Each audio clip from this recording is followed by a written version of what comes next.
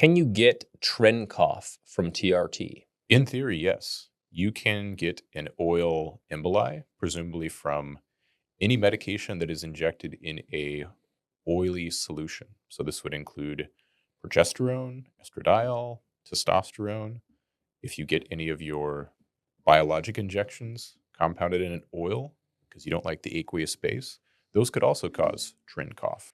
Is it more likely to occur with a thin viscosity carrier oil or thicker viscosity?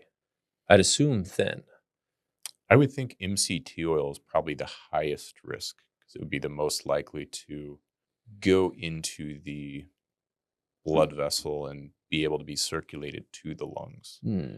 Whereas I feel like a thicker viscosity oil would sort of just destroy the little, arteriole that it ends up inside Hmm. That's what that was. of.